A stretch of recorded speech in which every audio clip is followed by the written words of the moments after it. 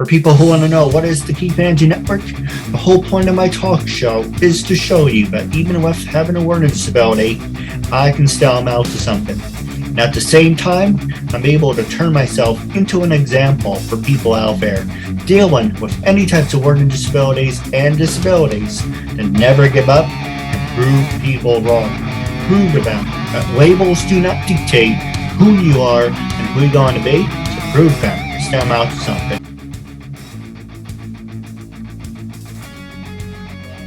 Ladies and gentlemen, you're watching the one and only Keith Andrew Network. That is right, and you're watching the Keith Andrew Network. Today, it's episode 945. Officially on the road 1,945. Today, we have two professional actresses on the show.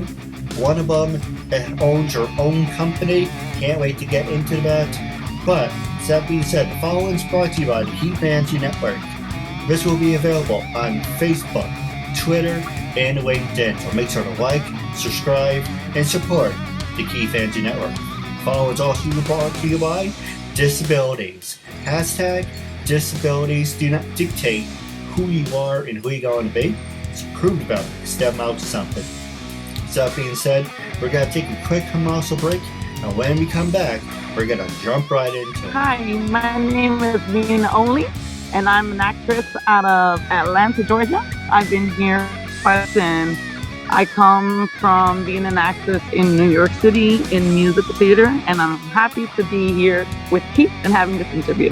Hi there, I'm Bren McElroy. I'm an actress in Boston and New York, LA. I just came back from Dublin, where I was acting on a show out there for several years. I run a studio called Communication Matters Studio, where I teach acting and voiceover, accent reduction, presentation skills. And I just had a really fun interview with Keith, Andrew, and Mia. Hey, so we're going to start off with box number one. Tell our audience a little bit about yourself. Hi, I'm Mina Ownlee, and I am a professional actress out of Atlanta, Georgia. And that's where I do a lot of my acting at is here. No, absolutely. And you are also a owner of your own company. Yes, I own a mold remediation and water mitigation company here out of Atlanta. And basically, I help people make their homes safe. No, absolutely. Actually, where I got confused when I saw that you were a CEO, I actually thought you were a CEO in the entertainment world. Well, I do own a production company, so I get hired a lot as a director or a acting coach. I also get hired sometimes to film and produce movies. So I do own KPF Productions, which means keep pushing forward, because basically no matter what anybody tells you that you can or cannot do, you get to dictate what you can and cannot do. And how to do that is to always keep pushing forward and never look back. No, absolutely. In box two, same exact question. How did you fall into the line of being a next upcoming actress? Well, I've been in the field for a very long time, since I was a little girl at Milton Academy acting. And I actually own my own business. It's called Communication Matters Studio, where I train actors and anybody that's interested in communication. So I train people in acting, voiceover, presentation skills, even accent reduction. And I have just come back after about 15 years in Ireland, where I was on a television show acting there in one of their national soap opera, nighttime soap operas.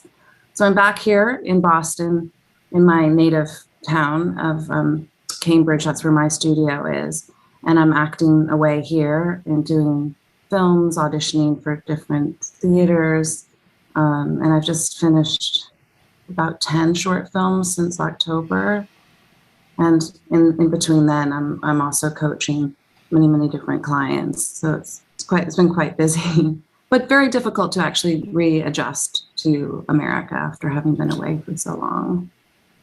Well, me Lassie, I take me hat off to you. So the green, the Celtic green. It's funny. My mom always named over. I'm the youngest out of 4 brothers and 1 sister, so all of us have Irish names. Yes. Well, Keith is certainly one. Andrew, yes. Is Andrew your last name proper, or is that Middle name. middle name? I thought so. What's your actual last name? Oh, I don't say it on the air, but we can talk about it off the air. Originally, when I started my show, I'm like, oh, we can use our real last names, but I didn't want people looking me up in the phone book or anything. Right. Like, okay, let's just make an identity. And the Keith Andrew, it's pretty much well, in my case, I like to think of it as a fictional character. So Keith Andrew is someone who I created on the screen. Nice. That's a great idea to brand yourself that way. Very good. Absolutely. And then next question I want to ask both of you, actually we're on the subject, both of you have your own companies. The first question I want to ask you, besides me obviously, have you guys worked with people with disabilities? And for people who have learning disabilities who want to work with you, how would they go about it? And Box, we're going to stay on you. Is you two or you one? Me, Bren? Okay. Yes, Bren, sorry. Yeah, I have, yes. I've had some students come through who have had some learning disabilities, and it's been fantastic because they've been actually in radio. And it's been a really wonderful learning experience for me too. And then I've had many wonderful experiences, whether it's been through learning disabilities in terms of speech and pathology, or if it's been physical disabilities with men and Army men and women who've actually lost limbs. So I've had some fabulous, wonderful people in my life who've had some deep tragedies, and it's been a deep learning experience for me to see how they've had to navigate through life with these challenges. No, absolutely. What about you, Mina? Yes, actually, there is a gentleman in Florida called Oscar Rosa, who I watched him build his own production company. So I interviewed him in a talk show that I had a long time ago called Stay Connected. And we still work together and still communicate. And one of the things KPF Production does is we give opportunities to those who will not otherwise have it. So that not only goes with disabled people, I'll hire a homeless person to work and be a PA. You know, of course, I would interview them and stuff like that, check their background, find out why they're homeless and stuff. But that's what we like to do. Always give opportunities to people who wouldn't otherwise have them. No, I agree with you 100%. And that's one reason I actually created the KeithAndrewNetWork. Because I'm on the spectrum of being retarded. I read and learn at a middle school, high school level. Pretty much unlike you guys, only I learn at a slower pace. So, unfortunately, I never went to college. I don't have BAs and bachelors or all that fancy things. But I created out of thin air with a heart and passion. I'm showing you with a disability, look at what I was able to accomplish and create on my own. So sometimes, you know, it's nice to have opportunities fall in your lap, but really at the end of the day, it gives you a sense of an accomplishment saying, I created it and look at what it grew into. Yeah, very good. Yeah. So the next one, I'm just going to ask you guys acting questions, but let's change it up a little. So actually, let's actually have some fun with this. So I'm going to change the camera view.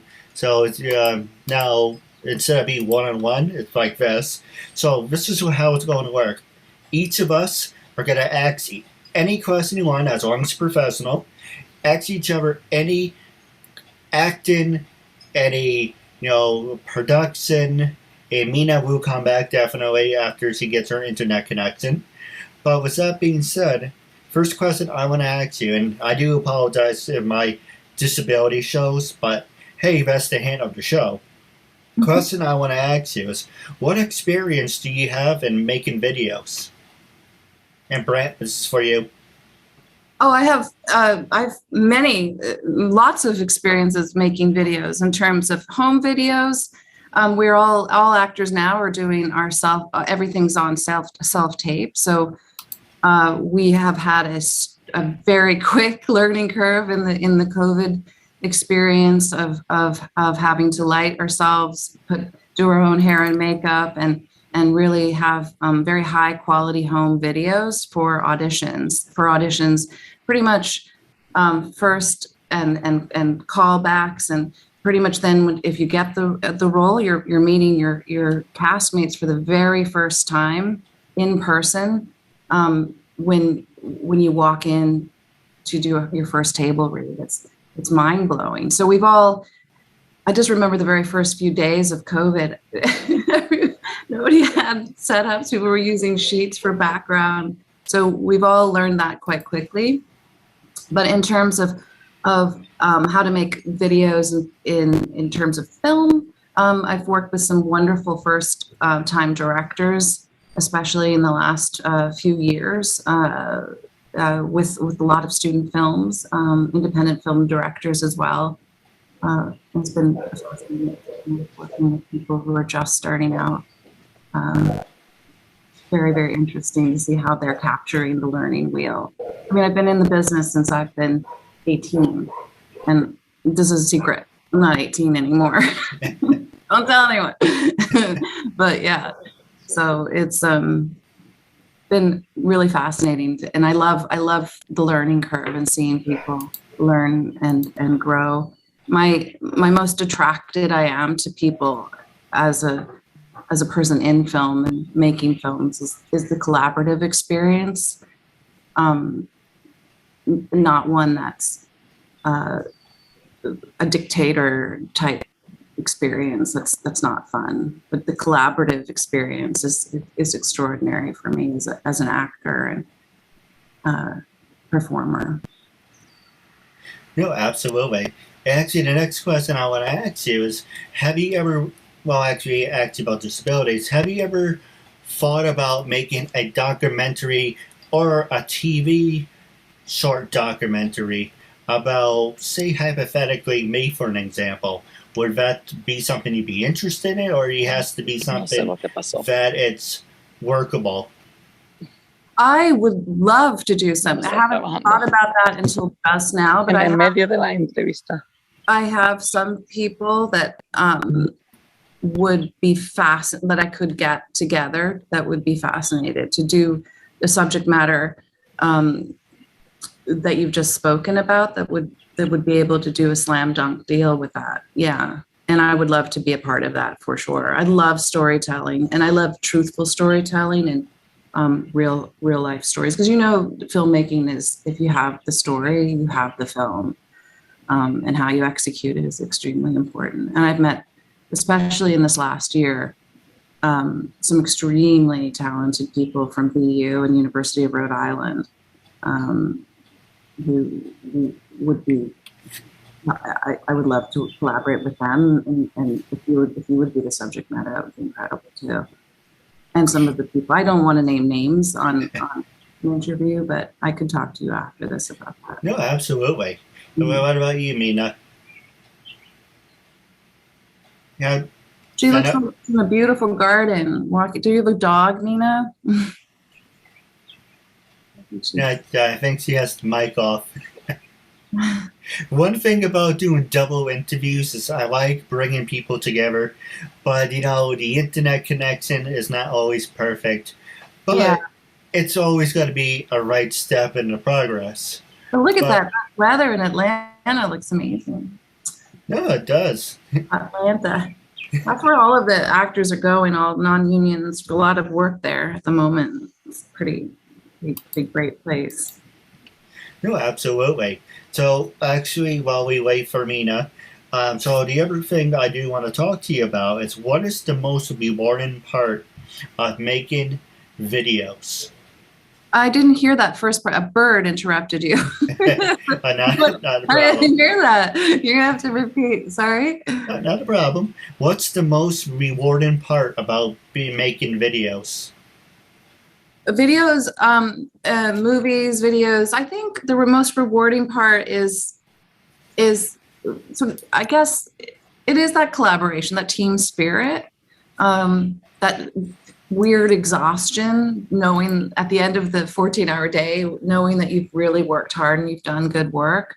But it's also getting to see the end product and seeing that big long list of people, that knowing that it just can't be done just you holding the camera by yourself. It really it's a huge team effort, and it begins with the writers. It really does. You know, if it weren't for the writers, none of us would be here. And I don't think writers are getting enough recognition. They really are the lowest paid people on the totem pole to this day. I mean, I've had the privilege of writing some screenplays of late, and honestly, they're paid the least. No, that's why they went on strike back in 2008. That's right, Keith. They did, and they should do so. And that's why Frances McDormand had, when she won that Oscar, she had a big, huge speech about that. And it's just, I don't see it changing really. But if the scripts weren't being written, none of us would have jobs. And I don't think people are recognizing that enough. I think that's a big thing right now. It's writers need to be properly recognized. Yeah, I agree. What about you, Mina? Unfortunately, I was frozen, so I did not get to hear the question. Okay. I meandered into something else. What was it? I can't remember what it was. Oh, the question was, what's the most rewarding part of making videos? Oh, there's a lot of important parts in making videos. That's why I meandered. Yeah, and I'm sure you touched base on all of it, but really the most important part, one of the things, I don't know if you touched base on it, is being focused, being present during the filming. Don't go off tangent off the script. There's a reason why things are written. Make sure you're paying attention to directions, you're following directions, and you live moment by moment. Never film with an already pre-notion of how you want it to be. Yes, love that. Thank you, because it's never what you want it to be. It's living moment to moment, and that is the beauty of getting really good performances out of people. Yeah, I love that. Yeah. And then in the director's standpoint, because I get to play both roles a lot of times, when I get hired as a director, I like when I'm watching an actor being in the moment to allow them to continue. So a lot of time actors get thrown off because they're waiting for me to say cut. Right. So now I warn them and I say, I'm sorry. And I tell them, don't wait for me to say cut, keep performing. And I'll tell you when to stop. So we get some really amazing stuff when you allow the actor to be that, to live in their truth. Well, I think this is also an interesting question. The next one I want to ask you is, actually, I just lost my place. Oh, here it is. What's hard about catering to the right audience and building to the right audience? Well, I feel that art is in the eye of the beholder. So really what you can do is cater to the project, to the essence of the project, not to the people, because the people are going to come. Those that want to see it are going to come. But if you cater to the project, that is what's going to draw in the people, because that's what they're there for. I don't go to Doctor Strange necessarily to see the main actor. Even though I love him, he's incredible. He does incredible work, right? But I'm going for Doctor Strange because I enjoy that. I enjoy that genre. I enjoy the Marvel series. So if they're not true to the Marvel series, if they don't do a good job, I'm not going to go see it regardless of how much I really like the actor. It's the project. So I think that is who you cater to, is the project. Yeah, I agree. For me, I remember I saw a horror movie done by Hugh Jackman. And I didn't care what the movie was about. I was like, oh, it's Wolverine. Whatever movie role he will always get, they're always going to say, oh, Wolverine did this. I didn't know Wolverine was a cop. But I saw the movie. The movie sucked. But I only saw it because it's you freaking Jackman. Well, yeah, I think, to Mina's point, I think you can't market. It's marketing 101, right? So if you can't market to everyone. That's a mistake in marketing. You must just market to.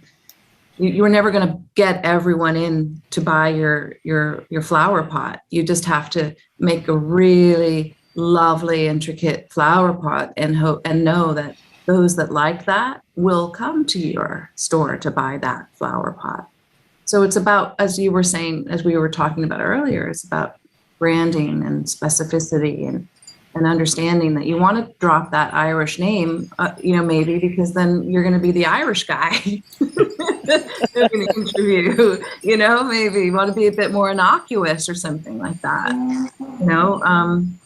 It's very interesting. And I was actually saying to my students the other day, it just actually not the other day, today, it's been a long day. I've been up since 5:30, but I was saying to one of them, don't forget that acting is a business, and you have to strategize that way. And, it's not just a hopeful hope and a dream. And you're going off to Los Angeles and it's just going to be, if you're strategizing and you're doing 3 things every day and you're looking at your workouts and you're looking at how you're eating, you're recognizing that your body is your tool and you're seeing that, by this time, at this time, I need to be like, I had a plan for my own self. I had a plan that I needed to change my reel because all I had was like 5 years of the same character from my Irish stuff.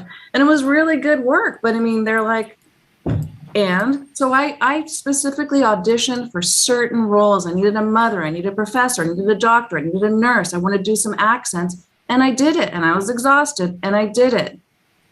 And now I'm, I have time to see friends again. But, it was a specific thing.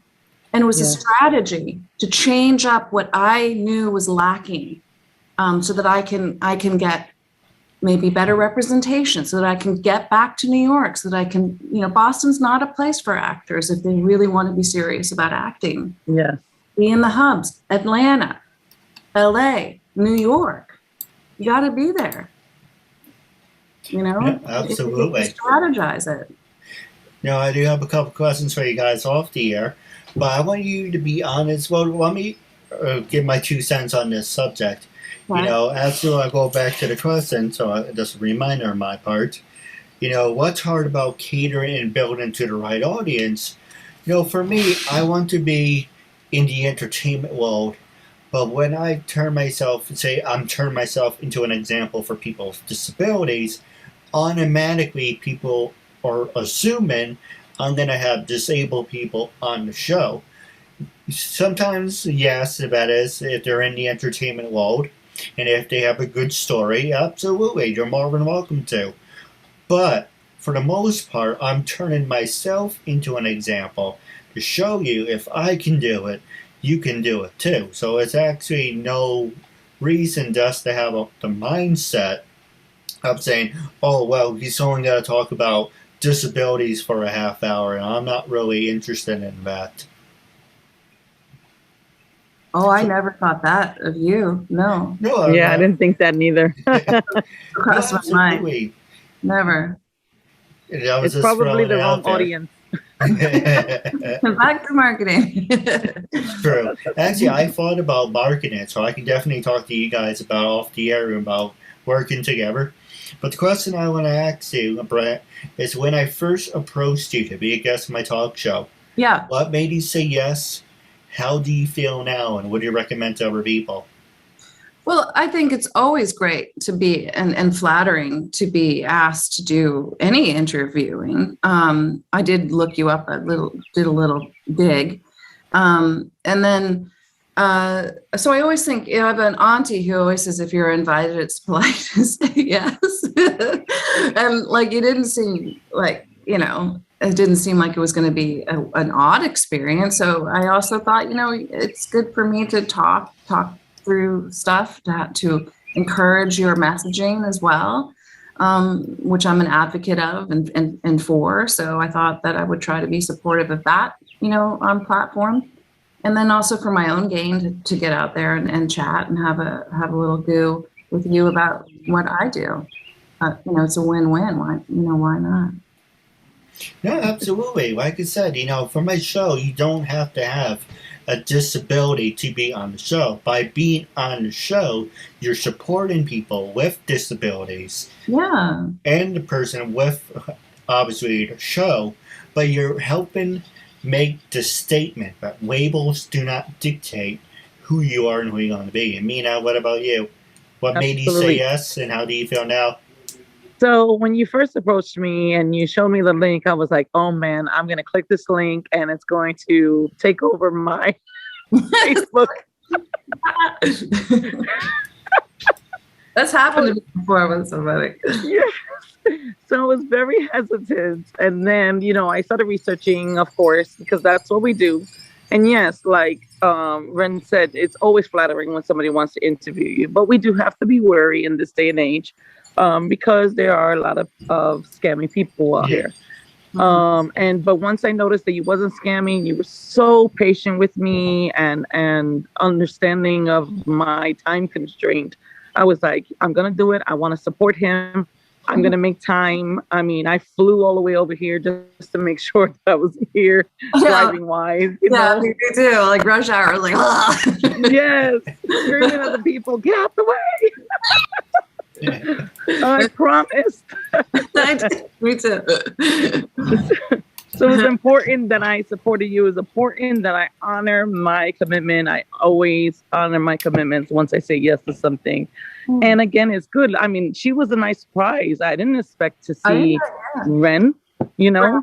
Ren, like Brenda no Da. Oh, I'm sorry. It does sound like hard to hear. I'm in the country. I know. Well, the reason I don't tell people it's going to be a double interview, for some stupid reason, it always turns into an argument. Well, why do I have to be on with somebody else? I want to have my own time. Really? I'm actually more comfortable with somebody else. Yeah, and I think she's great. I would have never been able to meet her, and she, you know, helps in communication. That's so important, especially about the accent thing. Yeah. Like, I am down to learn more. Let people know. Well, definitely stay in touch with me. I'm very easy to find online. So Communication Studio. Yeah. Awesome. Yeah, absolutely. But wrapping up our interview segment, I do have a couple questions for you off the air, so stay tuned for after.